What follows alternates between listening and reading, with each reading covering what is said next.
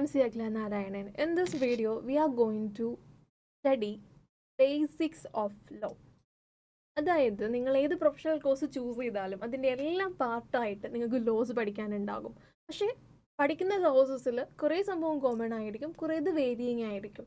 What ever law എന്താണെന്നുള്ളൊരു basic idea കിട്ടിക്കഴിഞ്ഞാലേ നിങ്ങൾക്ക് ലോ എന്ന് പറയുന്ന ഒരു സബ്ജക്റ്റ് എനിക്ക് കൺവീനിയൻ്റ് ആയിട്ടിരുന്ന് പഠിച്ച് എഴുതി പാസ്സാവാൻ പറ്റുന്നൊരു പേപ്പറാണോ, ഞാൻ ചൂസ് ചെയ്യുന്ന പ്രൊഫഷണൽ കോഴ്സിൽ ലോ എത്രത്തോളം ഇമ്പോർട്ടൻ്റ് ആണ് അതിനുള്ള കാര്യങ്ങൾ അസസ് ചെയ്തുകൊണ്ടൊരു ഡിസിഷൻ എടുക്കാൻ പറ്റത്തുള്ളൂ. So for that purpose first we need to study the basics of law. എങ്ങനെയാണ് ലോ പഠിക്കേണ്ടത്, എന്താണ് ലോ എന്നുള്ള സബ്ജക്റ്റ് നിങ്ങളിൽ നിന്ന് ഡിമാൻഡ് ചെയ്യുന്നത്. ഒരു തിയറി പേപ്പർ ആയതുകൊണ്ട് തന്നെ എത്രത്തോളം നിങ്ങൾക്ക് ആ ഒരു സബ്ജക്റ്റിനെ ഇഷ്ടപ്പെട്ട് പഠിക്കാൻ പറ്റും, ഈ വക കാര്യങ്ങളൊക്കെ നിങ്ങൾക്ക് ഈ ഒരു ബേസിക്സിൻ്റെ ക്ലാസ്സിന് ശേഷം ഡിസൈഡ് ചെയ്യാൻ വേണ്ടി സാധിക്കുന്നതായിരിക്കും. So let start the basics of law.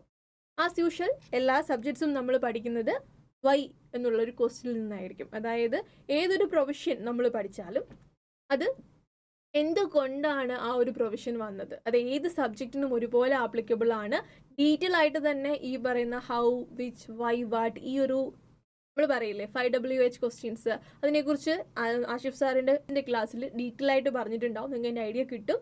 നമ്മളിവിടെ വൈ എന്നുള്ള ക്വസ്റ്റ്യൻ അഡ്രസ്സ് ചെയ്തുകൊണ്ട് തന്നെ ലോ പഠിക്കണം എന്ന് മാത്രമേ ഞാൻ പറയുന്നുള്ളൂ. അതായത് ഓരോ ലോയുടെ പ്രൊവിഷൻസും പഠിക്കുമ്പോൾ ഓക്കെ ഇങ്ങനൊരു ലോ ഉണ്ട്, അതിൽ ഇന്നതാണ് പ്രൊവിഷൻ എന്ന് കാണാതെ പഠിക്കാതെ എന്തുകൊണ്ടായിരിക്കും ഗവൺമെൻറ് ഇങ്ങനൊരു നിയമം കൊണ്ടുവന്നത്, എന്ത് പർപ്പസ് സെർവ് ചെയ്യാൻ വേണ്ടിയാണ് ആ നിയമത്തിനുള്ളിൽ ഇങ്ങനെ ഒരു പ്രൊവിഷൻ ഇട്ടിരിക്കുന്നത്, ഈ കാര്യം മനസ്സിലാക്കി നിങ്ങൾ പഠിക്കുമ്പോൾ ലോ ഭയങ്കര കംഫോർട്ടബിൾ ആയിട്ട് നിങ്ങൾക്ക് പഠിക്കാൻ പറ്റും. പഠിച്ച കാര്യങ്ങളിൽ കൂടെ അല്ലെങ്കിൽ ഒരു അനലിറ്റിക്കൽ ക്വസ്റ്റ്യൻസ് വരുമ്പം അതിൻ്റെ കൺക്ലൂഷൻ നിങ്ങൾക്ക് ലോജിക്കലി തന്നെ ആലോചിച്ച് റീച്ച് ചെയ്യാൻ വേണ്ടി പറ്റും. അല്ലാതെ എല്ലാം ഒന്ന് ബൈഹാർട്ട് ചെയ്ത് പോകുന്ന പ്രോസസ്സ് നടക്കില്ല.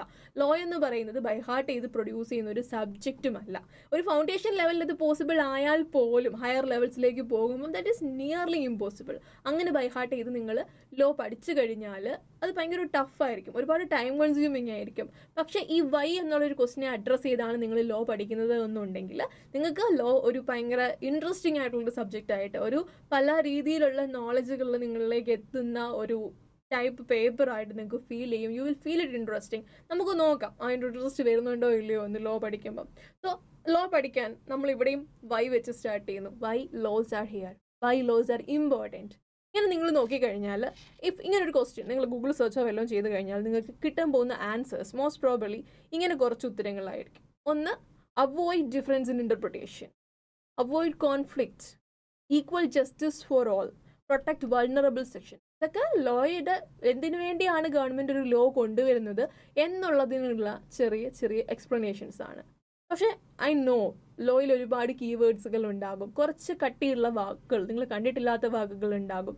അതിൻ്റെ പ്രശ്നം ഉറപ്പായിട്ടും നിങ്ങൾക്ക് ഉണ്ടാകും. പക്ഷേ അത് എന്താണെന്ന് മനസ്സിലാക്കി പഠിച്ചു വരുമ്പോൾ ഈസി ആയിരിക്കും. ഇപ്പോൾ ഈ 4 കാര്യങ്ങൾ നിങ്ങളോട് ഞാൻ കാണാതെ പഠിക്കാൻ പറഞ്ഞാൽ it will be really complicated. കുറച്ച് സമയത്തേക്ക് മാത്രമേ നിങ്ങൾക്ക് അതിൻ്റെ മെമ്മറിയിൽ അത് റിറ്റെയിൻ ചെയ്യാൻ പറ്റുള്ളൂ. പക്ഷെ നോക്കിയാൽ ഇപ്പോൾ ഈ ഒരു കാര്യങ്ങൾ, ഈ ഒരു 4 പോയിന്റുകളും നമ്മൾ എക്സ്പ്ലെയിൻ ചെയ്യും ഈ ക്ലാസ്സിലൂടെ.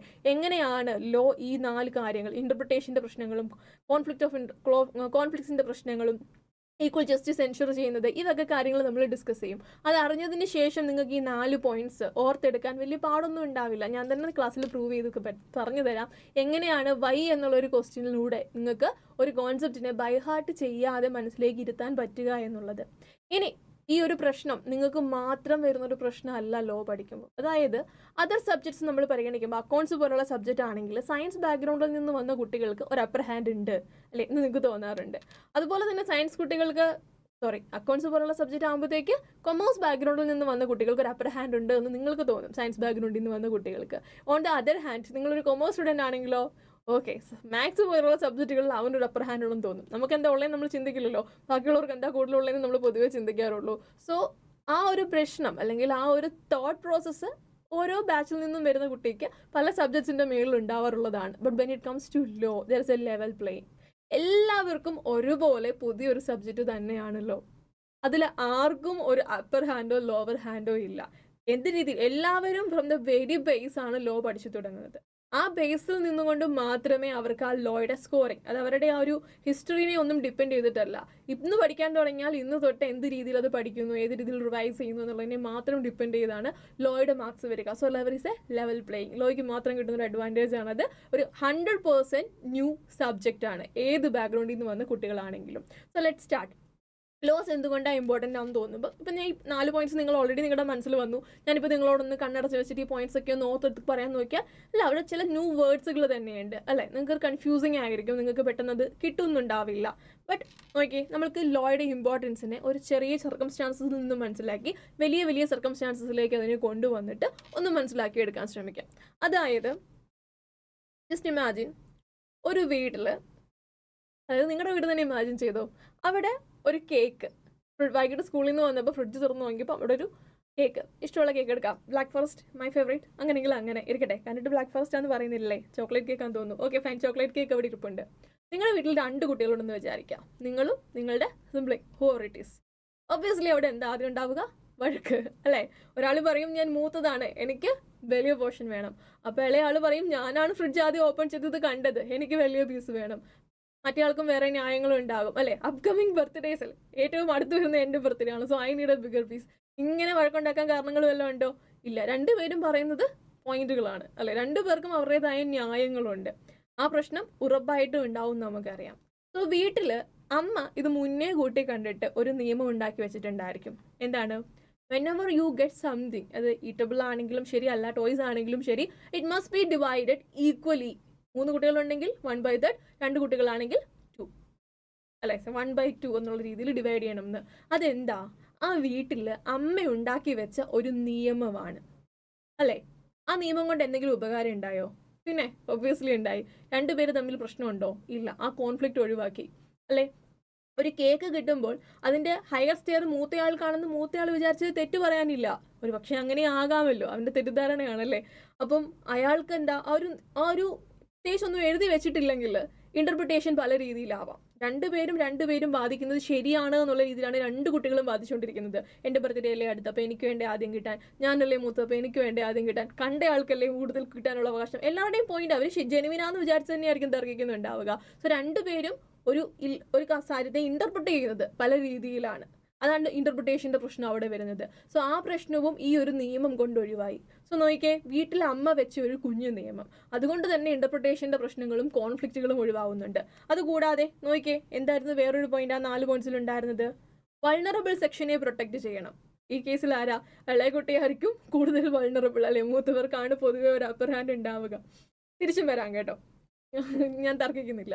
സോ വൾണറബിൾ ആയിട്ടുള്ള, വൾണർ എന്ന് വെച്ചാൽ വീക്കർ സെക്ഷൻ അല്ലെ, അങ്ങനെ വീക്കർ ആയിട്ട് നിൽക്കുന്ന ഒരു സെക്ഷന്റെ മേലിൽ നല്ല ഹോൾഡ് ഒരു സെക്ഷൻ ആധിപത്യം സ്ഥാപിക്കാൻ പാടില്ല. അതും നിയമത്തിന്റെ പരിധിയിൽ വരുന്ന കാര്യമാണ്, നിയമത്തിന്റെ ഉദ്ദേശശുദ്ധിയാണ് അതും കൂടെ. അമ്മ ഒരു നിയമം കൊണ്ടുവന്നപ്പോൾ അതും അവിടെ സാധിച്ചില്ലേ. അതുപോലെ തന്നെ ഈക്വൽ ജസ്റ്റിസ് ഫോർ ഓൾ, 2 പേർക്കും ഈക്വൽ ജസ്റ്റിസ് ഉണ്ടായിട്ടുണ്ട്.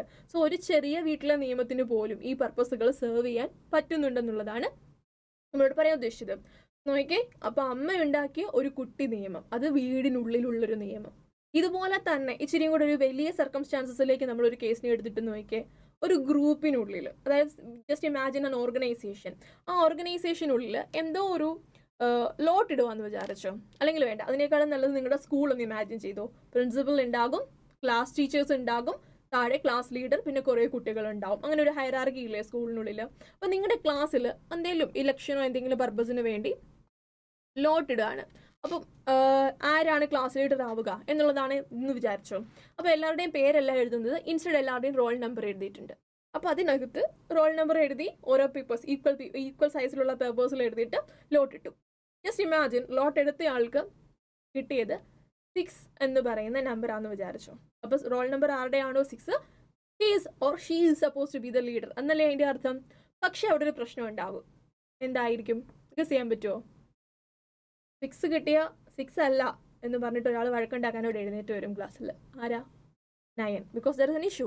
ഇങ്ങനെ എഴുതിയാൽ 6, ഇങ്ങനെ എഴുതി കഴിഞ്ഞാൽ 9. ദിസ് വിൽ ഹാപ്പൻ, റൈറ്റ് അല്ലേ? അപ്പം 9 ആൾ പറയും, ലോട്ടെടുത്ത ആളോട് പറയും നീ അതൊന്ന് തിരിച്ചു പിടിച്ചേ, ഇപ്പോൾ അത് 9 അല്ലേ. അപ്പം 9ഉം 6ഉം ഏകദേശം ഒരുപോലെ എഴുതിയിരിക്കുന്നതെന്ന് അങ്ങ് വിചാരിച്ചാൽ മതിയേ, കഥയിൽ ചോദ്യമൊന്നുമില്ല. അപ്പം അങ്ങനെയാണെങ്കിലോ ശരിയാണ്, അവർ തമ്മിൽ പ്രശ്നമായി. എന്താ പ്രശ്നം? ഇന്റർപ്രിട്ടേഷൻ്റെ പ്രശ്നമാണ്. ഒരാളത് 6 ആയിട്ട് ഇന്റർപ്രിറ്റ് ചെയ്തു, മറ്റേയാളത് 9 ആയിട്ട് ഇന്റർപ്രിറ്റ് ചെയ്തു. ഉണ്ടാവാറില്ലേ? ഉണ്ടാവാൻ ചാൻസ് ഉള്ളൊരു കാര്യം തന്നെയാണ്. ഇതിനി എങ്ങനെ ഒഴിവാക്കാമായിരുന്നു? അതിനും എന്ത് മതി? നിയമം മതി, ഒരു കുട്ടി നിയമം മതി. അതായത് പ്രിൻസിപ്പിൾ പറയാണ്, സ്കൂളിൽ ഏത് കാര്യത്തിന് വേണ്ടിയാണെങ്കിലും ലോട്ട് ഇടുമ്പോൾ അത് ചുമ്മാ വൈറ്റ് പേപ്പറിൽ ഇടാൻ പറ്റില്ല. അതിന് കറക്റ്റ് ആയിട്ടുള്ള, നമ്മൾ ബാലറ്റ് പേപ്പറൊക്കെ യൂസ് ചെയ്യുന്നത് പോലുള്ള പേപ്പർ ഉണ്ടാകും. മാത്രമല്ല ആ പേപ്പറിൻ്റെ അടിയിൽ ലോട്ട് നടത്തുന്നയാൾ, അങ്ങനെയാണെങ്കിൽ ക്ലാസ് ടീച്ചർ എങ്കിൽ ക്ലാസ് ടീച്ചർ, വേറൊരു ലീഡറോ മറ്റോ അല്ലെങ്കിൽ പഴയ ലീഡറോ മറ്റോ ഉണ്ടെങ്കിൽ ആ ലീഡറിൻ്റെ ഇനിഷ്യൽ, ഏതെങ്കിലും ഒരു അതോറിറ്റിയുടെ ഇനിഷ്യൽ അതിൻ്റെ ബോട്ടം സൈഡിൽ ഉണ്ടാവണം എന്ന് പറഞ്ഞു വെച്ചിട്ടുണ്ട് എന്ന് വിചാരിക്കാം. അങ്ങനെയാണെന്നുണ്ടെങ്കിലോ, കറക്റ്റായിട്ട് എടുത്തത് 6 തന്നെയാണെന്നുണ്ടെങ്കിൽ എവിടെയാകും വരുന്നുണ്ടാവുക? ഇവിടെയാകും സിഗ്നേച്ചർ ഉണ്ടാവുക. പിന്നെ ഇവർ തമ്മിൽ ഇത് 9 ആണെന്ന് പറഞ്ഞ് തർക്കിക്കേണ്ട ആവശ്യം വരുമോ? ഇല്ല. ബിക്കോസ് നമുക്കറിയാം ലോവർ സൈഡിൽ റൈറ്റ് ഹാൻഡ് സൈഡിലായിരിക്കും സിഗ്നേച്ചർ ഉണ്ടാവുക. സോ അങ്ങനെ തന്നെ വെച്ചിട്ട് എന്ത് വായിച്ചാൽ മതി? ആ ഒരു പേപ്പറിനെ റീഡ് ചെയ്താൽ മതി. കോൺഫ്ലിക്റ്റ് ഒഴിവാക്കിയില്ലേ? ഇന്റർപ്രിട്ടേഷൻ ഒഴിവാക്കിയില്ലേ? ക്ലാസ്സിലെ എല്ലാ കുട്ടികൾക്കും ഒരുപോലെ അവസരങ്ങൾ കിട്ടിയില്ലേ? മീൻസ് അതായത് 6ഉം 9ഉം തമ്മിൽ പ്രശ്നം വന്നത് ഒരു കൃത്യമായ റൂൾ ഇല്ലാത്തിട്ടാ. അപ്പോൾ ക്ലാസ്സിൽ എല്ലാവർക്കും ലീഡർ ആവാനുള്ള അവസരം ഒരുപോലെ തന്നെ അവിടെ കിട്ടുന്നുണ്ട് അല്ലേ? ഇനിയിപ്പം 6ഉം 9ഉം തമ്മിൽ തർക്കിച്ചാൽ ആരായിരിക്കും ജയിക്കാൻ പോകുന്നുണ്ടാവുക? കൂടുതൽ തർക്കിക്കാൻ കഴിവുള്ളവരായിരിക്കും ജയിക്കുന്നുണ്ടാവുക അല്ലേ? അവസാനം 6കാരെ സമ്മതിച്ചു കൊടുക്കേണ്ടി വരും. എൻ്റെ പൊന്നെ 9 തന്നെയാണെന്ന് നീ തന്നെ ആയിക്കോളാൻ പറയും അല്ലേ? അവർ കയ്യൂക്കുള്ളവൻ കാര്യക്കാരനാകും. അത് ഒഴിവായില്ലേ? ചെറിയ ചെറിയ നിയമങ്ങൾ പോലും ഇതുപോലെയുള്ള പ്രശ്നങ്ങൾക്കുള്ള സൊല്യൂഷൻ തന്നെയാണ്. ഇനി ഇച്ചിരിയും കൂടെ ഒരു വലിയ ഒരു സർക്കംസ്റ്റാൻസ് അല്ലെങ്കിൽ വലിയൊരു ഇവന്റിലേക്ക് നമുക്ക് ഇതിനെ ഒന്ന് കൊണ്ടുവന്നിട്ടാലോ? Just imagine a road. റോഡിൽ കുറച്ചധികം കാര്യങ്ങൾ, റൂൾസും കാര്യങ്ങളും ഒക്കെ ഉണ്ട് അല്ലേ? ഇവിടെ തന്നിരിക്കുന്ന നോക്കിയേ, ഈ ബ്ലൂ കാറ് ഫ്രണ്ടിൽ പോകുന്ന കാറിനെ ഓവർടേക്ക് ചെയ്യാൻ വേണ്ടി ശ്രമിക്കുകയാണ്. സോ നിങ്ങൾക്കറിയാം ഈ സൈഡിൽ കൂടെ ഓവർടേക്ക് ചെയ്യാൻ പാടുണ്ടോ? ഇല്ല. എങ്ങനെ ഓവർടേക്ക് ചെയ്യുക? ഇതിൽ ഓവർടേക്ക് ചെയ്യുന്നതാണ് റൈറ്റ് അല്ലേ? റൈറ്റ് ഹാൻഡ് സൈഡിൽ കൂടെ മാത്രമേ നമ്മൾ ഓവർടേക്ക് ചെയ്യാൻ പാടുള്ളൂ. ലെഫ്റ്റ് സൈഡിൽ കൂടെ ഓവർടേക്ക് ചെയ്യാൻ പാടില്ല. അതൊരു നിയമം ഉള്ളത് കൊണ്ടല്ലേ? പ്രത്യേകിച്ച് ഒരു നിയമവും ഇല്ല. ഈ ബ്ലൂ ഇതിലെ നേരെ അങ്ങോട്ട് പോവുക. അപ്പോൾ എന്തായിരിക്കും സംഭവിക്കുന്നുണ്ടാവുക? ഇതിലെ വേറെ വല്ല വണ്ടിയോ ഓവർടേക്ക് ചെയ്തോ വല്ലതും വരുന്ന കാണുമ്പോഴത്തേക്ക് ഇയാൾ എന്ത് ചെയ്യും? ഇയാൾ നേരെ ഇങ്ങോട്ട് മാറ്റും. കാണുന്നില്ലല്ലോ, ഈ ഇൻഡിക്കേറ്റർ ഇട്ടിരിക്കുന്ന കാര്യങ്ങളോ ഒന്നും ഫ്രണ്ടിൽ പോകുന്ന ഈ വണ്ടിക്ക് കാണാൻ പറ്റില്ല. ഇയാൾ ഇങ്ങോട്ട് മാറ്റും, ഇവർ തമ്മിൽ ക്ലാഷ് ആവും. രണ്ടുപേരും തമ്മിൽ തർക്കിക്കാൻ തുടങ്ങും അല്ലേ? ബ്ലൂ ടാളെന്ന് പറയും, ഞാനൊന്നും ചെയ്തില്ല, ഞാൻ നേരെ അങ്ങ് പോയതേ ഉള്ളൂ, എൻ്റെ ഫ്രണ്ടിലുള്ള സ്പേസ് ഫ്രീ ആയിരുന്നു, അതുകൊണ്ടാണ് ഞാൻ പോയത്, താൻ എന്തിനാ ഇങ്ങോട്ട് മാറ്റിയെന്ന് ചോദിക്കും അല്ലേ? ഇയാൾ എന്ത് പറയും? നീ ഈ സൈഡിൽ ഇൻഡിക്കേറ്റർ ഇട്ടിട്ട് ഫ്രണ്ടിലോട്ട് വന്നാൽ ഞാനത് എങ്ങനെ കാണാനാ എന്ന് പറഞ്ഞ് വൈറ്റ് കാറുകാരന് പുള്ളിയും പതിക്കും. രണ്ടുപേരും തർക്കിക്കും അല്ലേ? അപ്പോൾ അവിടെ ശരിക്കും ആ തർക്കം ഉണ്ടാവാനുള്ള സ്കോപ്പ് എന്താ? അവിടെ ഒരു നിയമം ഇല്ലെങ്കിൽ എന്നാണ് ഞാൻ പറഞ്ഞത് അല്ലേ? ശരിക്കും ഇപ്പോഴത്തെ സിറ്റുവേഷനിൽ ഈ ഒരു തർക്കം ഉണ്ടാകുമോ? ബിക്കോസ് അവിടെ എന്തുണ്ട്? മോട്ടോർ വെഹിക്കിൾ ആക്ട് അല്ല. അപ്പോൾ ഇന്ത്യയിലുള്ള ഏത് റോഡിലൂടെ ഓടുന്ന വാഹനങ്ങൾക്കും റോഡിലുള്ള എല്ലാ ഗതാഗതങ്ങൾക്കും ആപ്ലിക്കബിൾ ആയിട്ട് ഒരു ബിഗർ ലോ നമുക്കുണ്ട്, മോട്ടോർ വെഹിക്കിൾ ആക്ട്. ആ ആക്ടിൽ എന്ത് പറഞ്ഞിട്ടുണ്ട്? ക്ലിയർ ആയിട്ട് പറഞ്ഞിട്ടുണ്ട്, ലെഫ്റ്റ് സൈഡിൽ ഓവർടേക്കിംഗ് പാടില്ല, റൈറ്റ് സൈഡിൽ കൂടെ മാത്രമേ ഓവർടേക്ക് ചെയ്യാൻ പാടുള്ളൂ. ദാറ്റ് മീൻസ് ഇനി അവിടെ ഇന്റർപ്രിട്ടേഷൻ സ്കോപ്പ് ഉണ്ടോ? ഇല്ല. രണ്ടുപേരും തമ്മിൽ കോൺഫ്ലിക്റ്റിന് സ്കോപ്പ് ഉണ്ടോ? ഇല്ല. കയ്യൂക്കുള്ളവൻ കാര്യക്കാരനാകുമോ? വൾണറബിൾ സെക്ഷൻസിന് എന്തെങ്കിലും പ്രശ്നം വരാൻ ചാൻസ് ഉണ്ടോ? ഇല്ല. പ്രൊട്ടക്റ്റഡ് ആണ്. രണ്ടുപേർക്കും ഈക്വൽ ജസ്റ്റിസ് ഉണ്ടോ? യെസ് അല്ലെ? ഈക്വൽ ജസ്റ്റിസ് അവിടെ റോഡിലൂടെ എല്ലാവർക്കും ഈ റൂൾ ആപ്ലിക്കബിൾ ആണ്. എല്ലാവർക്കും ഈക്വൽ ജസ്റ്റിസും അവിടെ കിട്ടുന്നുണ്ട്. മനസ്സിലായോ? ഇച്ചിരിയും കൂടെ വലിയ പ്രൊമൈസസിൽ. ഇനി ഇതിനേക്കാളും ഇച്ചിരിയും കൂടെ വലിയൊരു സർക്കംസ്റ്റാൻസസിൽ ഇട്ടിട്ട് ഇതിനെ ഒന്ന് ചിന്തിച്ച് നോക്കിക്കേ. നമ്മൾ ആദ്യം എന്ത് ചെയ്തു? ഒരു വീടിനുള്ളിലെ നിയമം കണ്ടു, പിന്നെ ഒരു സ്കൂളിനുള്ളിലെ നിയമം കണ്ടു, പിന്നെ ഇന്ത്യയിലെ എല്ലാ റോഡുകൾക്കും ആപ്ലിക്കബിൾ ആയിട്ടുള്ള നിയമങ്ങൾ കണ്ടു. സോ ഇതുപോലുള്ള നിയമങ്ങൾ ആർക്ക് ആപ്ലിക്കബിൾ ആവുന്ന ഇച്ചിരി കൂടെ വലിയ പ്രൊമൈസസ് എന്ന് പറയുമ്പോഴത്തേക്ക് entire India. Just imagine, India ഇപ്പോൾ ഇമാജിൻ ചെയ്താൽ മതി. സോ ഇന്ത്യയിലെ എല്ലാ ജനങ്ങൾക്കും ആപ്ലിക്കബിൾ ആയിട്ടുള്ള നിയമങ്ങൾ നമ്മൾ കൊണ്ടുവന്നില്ലെങ്കിൽ എന്താ സംഭവിക്കുക? ഇതുപോലെയുള്ള കോൺഫ്ലിക്റ്റുകളും ഇന്റർപ്രിട്ടേഷനിലുള്ള ഡിഫറൻസുകളും വൾണറബിൾ സെക്ഷനെ വേണ്ട അവകാശങ്ങൾ കിട്ടാതിരിക്കലും പിന്നെ എന്താ സംഭവിക്കുക? ഇങ്ങനെയുള്ള പ്രശ്നങ്ങൾ ഇങ്ങനെ വന്നുകൊണ്ടേയിരിക്കും. സോ ഇതെല്ലാം എന്ത് ചെയ്യണം? ഒഴിവാക്കേണ്ടതായിട്ടുണ്ട്. സോ ഇങ്ങനെയുള്ള പ്രശ്നങ്ങളെല്ലാം ഒഴിവാക്കാൻ വേണ്ടിയിട്ട് നമുക്ക് എന്ത് വേണം? നിയമം വേണം. ആരോടാ നമ്മൾ ഈ നിയമങ്ങൾ പറയുന്നത്? വീട്ടിലെ അമ്മ കുഞ്ഞുങ്ങളോട് പറയുന്ന പോലെ, സ്കൂളിൽ പ്രിൻസിപ്പൽ ടീച്ചേഴ്സ് അല്ല കുട്ടികളോടും ടീച്ചേഴ്സിനോടും പറയുന്നത് പോലെ, റോഡിൽ ഡ്രൈവ് ചെയ്യുന്നവരോടൊക്കെ പറയുന്ന പോലെ, ഇന്ത്യയിലാവുമ്പോൾ എല്ലാ ജനങ്ങൾക്കും ആപ്ലിക്കബിൾ ആയിട്ടുള്ളൊരു നിയമങ്ങൾ വേണം. അല്ലെങ്കിൽ കോൺഫ്ലിക്റ്റിൻ്റെ പ്രശ്നങ്ങൾ, ഇന്റർപ്രിട്ടേഷൻ്റെ പ്രശ്നങ്ങളൊക്കെ ഇങ്ങനെ വന്നുകൊണ്ടേയിരിക്കും. സോ നിയമമാണ് എന്ത്? ഈ പ്രശ്നങ്ങളൊക്കെ ഉണ്ടാകുന്നതിന് മുൻപേ അതിനുള്ള സൊല്യൂഷൻസ് പറയുന്നത്. നിയമത്തിന്റെ പ്രത്യേകത മനസ്സിലായോ? പ്രശ്നങ്ങൾക്ക് മുന്നേ സൊല്യൂഷൻസ് വന്നു അല്ലെ? അമ്മ അവിടെ ഒരു സൊല്യൂഷൻ നേരത്തെ പറഞ്ഞു വെച്ചു, everything should be divided equally. അതുകൊണ്ടാണ് അവിടെ പ്രശ്നം ഉണ്ടാവാതിരുന്നത്. പ്രിൻസിപ്പൾ മുന്നേ ഒരു സൊല്യൂഷൻ അവിടെ പറഞ്ഞു വെച്ചു, എന്താ? Every pole whatever it is should be initialled by the conduct ചെയ്യുന്ന ആൾ, കണ്ടക്ടർ എന്നുള്ള രീതിയിൽ പറഞ്ഞു വെച്ചിട്ടുണ്ട്. സോ അങ്ങനെ നിയമങ്ങൾ മുന്നേ വരുന്നു. അപ്പം വരാൻ പോകുന്ന ഒരു കോൺഫ്ലിക്റ്റിനെ ഒഴിവാക്കാൻ വേണ്ടിയും നിയമങ്ങൾ ഉണ്ടാവാറുണ്ട്. ഇനി ആ നിയമം ഇല്ലാത്തതിന്റെ പേരിൽ ഒരു കോൺഫ്ലിക്റ്റ് ഉണ്ടായാലോ, കോടതിയിൽ ചെല്ലും, കോടതി അതിനൊരു സൊല്യൂഷൻ പറയും, എന്നിട്ട് എന്ത് പറയും? അതിനൊരു നിയമം ഉണ്ടാക്കാൻ പറയും അല്ലെ? പിന്നീട് അതൊരു നിയമമായിട്ട് മാറിക്കോളും. സബ്സിക്വന്റ്ലി ആണെങ്കിലും ഇനി പിന്നീട് ഫ്യൂച്ചറിൽ ആ പ്രശ്നം വരുമ്പോൾ റിപ്പീറ്റ് ചെയ്യാതിരിക്കാൻ വേണ്ടി അതിനൊരു നിയമം വരും. ഇങ്ങനെയാണ് നിയമങ്ങൾ സ്ട്രക്ചർ ചെയ്യപ്പെടുക. അപ്പം അതിലൊരു പ്രശ്നമുണ്ട്. അതായത് വീട്ടിലൊരു നിയമം ഉണ്ടാക്കിയപ്പോൾ അത് അമ്മയുടെ ഇഷ്ടമായിരുന്നു ഈക്വലി ഡിവൈഡ് ചെയ്യുക എന്നുള്ളത് അല്ലെ? അമ്മയുടെ ഡിസ്ക്രിപ്ഷണറി പവറിൽ പെട്ട ഒരു കാര്യമായിരുന്നു. ചിലപ്പോൾ അച്ഛന് ഡിഫറൻസിന് ഒപ്പീനിയൻ ഉണ്ടാവാം. അച്ഛന് ചിലപ്പോൾ പെൺകുട്ടിയോടായിരിക്കും ഇഷ്ടം കൂടുതൽ, അച്ഛന് കൂടുതൽ അവിടെ കൊടുക്കുന്നതാണ് താല്പര്യം. ബട്ട് വാട്ട് എവർ, അമ്മയുടെ നിയമമാണ്, ആ വീട്ടിലെ നിയമം അക്സെപ്റ്റ് ചെയ്തു. അതുപോലെ തന്നെ പ്രിൻസിപ്പൽ ഉണ്ടാക്കിയത് എൻ്റെ സ്കൂൾ മൈ റൂൾസ്, അങ്ങനെയല്ലേ? പ്രിൻസിപ്പലിന്റെ ഡിസ്ക്രിപ്ഷൻ, പ്രിൻസിപ്പലിന്റെ ഇഷ്ടത്തിനനുസരിച്ചാണ് ഒരു നിയമം ഉണ്ടായത്. പക്ഷെ മോട്ടോർ വെഹിക്കിൾ ആക്ട് ഒന്നും വരുമ്പോൾ അങ്ങനെയല്ല, ഒരു കുറേ അധികം ഗ്രൂപ്പിനെ കൺസിഡർ ചെയ്തിട്ടുണ്ടാകും അല്ലെ? ഒരപ്പം ഒന്നോ രണ്ടോ അല്ലെങ്കിൽ ഒരു ചെറിയൊരു ഗ്രൂപ്പിന്റെയോ ഡിസിഷൻ ആയിരിക്കരുത് ഇന്ത്യയുടെ മൊത്തം ജനങ്ങളുടെ മേളിൽ അടിച്ചേൽപ്പിക്കപ്പെടുന്ന നിയമം എന്ന് പറയുന്നത്. അപ്പോൾ അത് എന്താവണം? ഒട്ടും ബയസ്ഡ് ആവരുത്. ഒരു ചെറിയ ഗ്രൂപ്പിന്റെ ഇഷ്ടമാവരുത് നിയമമായിട്ട് വരുന്നത്. വീട്ടിൽ അമ്മയുടെ ഇഷ്ടം വന്നതുപോലെ ആവരുത് നിയമമായിട്ട് വരുന്നത്. എല്ലാ ജനങ്ങൾക്കും ഈക്വൽ ജസ്റ്റിസ് കൊടുക്കണം. എല്ലാ ജനങ്ങൾക്കും ഈക്വൽ ആയിട്ട് വൾണറബിൾ സെക്ഷൻ താഴെ പോകാതെ നോക്കണം അല്ലെ? അപ്പോൾ ഒരു നിയമം ഉണ്ടാക്കുമ്പോൾ എന്തൊക്കെ കാര്യങ്ങൾ കെയർഫുൾ ആയിരിക്കണം? എല്ലാവർക്കും ഈക്വൽ ജസ്റ്റിസ് കൊടുക്കുന്ന രീതിയിൽ വേണം നിയമം ഉണ്ടാക്കാൻ അല്ലെ? ഒരു നിയമം ഉണ്ടാക്കിയതിന് ശേഷം കുറച്ച് പേർക്ക് തോന്നരുത്, ഓക്കെ അത് ഞങ്ങൾക്ക് നീതി കിട്ടിയില്ല എന്ന് തോന്നരുത്, വേറൊരു സെക്ഷന് നീതി കിട്ടിയില്ല എന്ന് തോന്നരുത്. എല്ലാവർക്കും നീതി കിട്ടുന്ന രീതിയിലാവണം നിയമം ഉണ്ടാക്കുന്നത്. സോ നിയമത്തിന് മുന്നിൽ എന്തേലും ബാക്ക് വർക്ക് ചെയ്തിട്ടുണ്ടാവണം അല്ലെ? സോ എവറിതിങ് ഇൻ ഇന്ത്യ ഇങ്ങനെയുള്ള നിയമങ്ങളെ ബേസ് ചെയ്തിട്ടാണ് സംഭവിക്കുക. അതായത് റൂൾ ഓഫ് ലോ പ്രിവൈൽ ചെയ്യുന്ന ഒരു നേഷനാണ് നമ്മളുടേത്. എന്താ അതിന്റെ അർത്ഥം? Everything in India happening based on rule. നമ്മൾ ചെയ്യുന്ന എല്ലാ കാര്യങ്ങളും റൂൾ ബേസ്ഡ് ആണ്, അല്ലെങ്കിൽ നിയമങ്ങളാൽ കണക്റ്റഡ് ആണ്. ഫോർ എക്സാമ്പിൾ, നിങ്ങൾ ഇപ്പൊ no one can be punish unless there is violation of law എന്നൊരു ക്ലോസ് ഉണ്ട്. എന്ന് പറഞ്ഞാൽ എന്താ? ലോ വയലേറ്റ് ചെയ്യാത്ത ഒരാളെ നമുക്ക് പണിഷ് ചെയ്യാൻ പറ്റില്ല ഇന്ത്യയുടെ ഉള്ളിൽ. സോ ഇതുവരെ നമ്മൾ എന്താ ചെയ്തത്? ഒരു ചെറിയ സർക്കംസ്റ്റാൻസസിൽ തുടങ്ങിയിട്ട് വലിയ വലിയ വലിയ സർക്കംസ്റ്റാൻസിൽ നിയമങ്ങളുടെ ഇമ്പോർട്ടൻസ് അത് എങ്ങനെയാണെന്നുള്ളത് നമ്മൾ കണ്ടു അല്ലെ? വീട്ടിലെ നിയമം കൊണ്ട് കാരണം എന്തൊക്കെ ഗുണങ്ങൾ ഉണ്ടായി, റോഡിലെ നിയമങ്ങളുള്ളത് കൊണ്ട് എന്ത് ഗുണങ്ങളുണ്ടായി, നമ്മൾ ഓൾറെഡി കണ്ടു കഴിഞ്ഞതാണ് അല്ലെ? കോൺഫ്ലിക്റ്റുകൾ ഒഴിവാകും, ഈക്വൽ ജസ്റ്റിസ് കിട്ടും, വൾണറബിൾ സെക്ഷന് ജസ്റ്റിസ് കിട്ടും, അങ്ങനെ കുറേ അധികം കാര്യങ്ങൾ. അപ്പം എല്ലാവർക്കും ആപ്ലിക്കബിൾ ആയിട്ടുള്ള നിയമങ്ങൾ ഉണ്ടെങ്കിലേ ഈ പറയുന്ന രീതിയിലുള്ള കോൺഫ്ലിക്റ്റും പ്രശ്നങ്ങളും ഒന്നുമില്ലാതെ ഈക്വൽ ജസ്റ്റിസ് ഇന്ത്യയിലെ എല്ലാ ജനങ്ങൾക്കും കിട്ടുള്ളൂ. സോ ഇന്ത്യയിൽ എന്തുണ്ടാവണം? എല്ലാ കാര്യത്തിനും നിയമങ്ങൾ ഉണ്ടാവണം. നമ്മളുടെ ഇന്ത്യ എന്ന് പറയുന്നത് റൂൾ ഓഫ് ലോ പ്രിവൈൽ ചെയ്യുന്ന നേഷനാണ്. എന്ന് പറഞ്ഞാൽ എന്താ? No one can be punished unless there is violation of law. Simple, കട്ടിയൊന്നുമില്ല, ഞാനൊന്ന് പറഞ്ഞില്ല, ഞാൻ മലയാളത്തിൽ പറഞ്ഞു തരാം.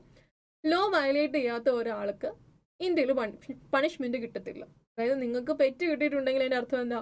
നിങ്ങൾ ഏതോ നിയമം വയലേറ്റ് ചെയ്തത് കൊണ്ടാണ്, നിങ്ങൾ ഹെൽമെറ്റ് വെക്കാത്തത് കൊണ്ടാണ്, നിങ്ങൾ റോങ് സൈഡിൽ പാർക്ക് ചെയ്തത് കൊണ്ടാണ് അല്ലേ? അതുപോലെ തന്നെ നിങ്ങൾ ഏതെങ്കിലും ഒരു ചെറിയ പ്രശ്നത്തിന്റെ പേരിൽ നിങ്ങളെ പോലീസ് സ്റ്റേഷനിൽ വിളിപ്പിക്കുകയോ അങ്ങനെ എന്തെങ്കിലും സംഭവിച്ചിട്ടുണ്ടെങ്കിൽ യൂഷ്വലി അവിടെ സംഭവിച്ചിട്ടുണ്ടാവുക എന്താ? നിങ്ങൾ ആരെങ്കിലും തമ്മിൽ വഴക്കുണ്ടാക്കി, നിങ്ങൾ വേറൊരാളെ അടിച്ചു, അങ്ങനെയൊക്കെ സംഭവിക്കുമ്പോൾ എന്താ? ശരിക്കും ഇന്ത്യയിലെ നിയമം പറഞ്ഞിട്ടുണ്ട്, ഒരു മനുഷ്യൻ മറ്റൊരു മനുഷ്യനെ എന്ത് ചെയ്യാൻ പാടില്ല?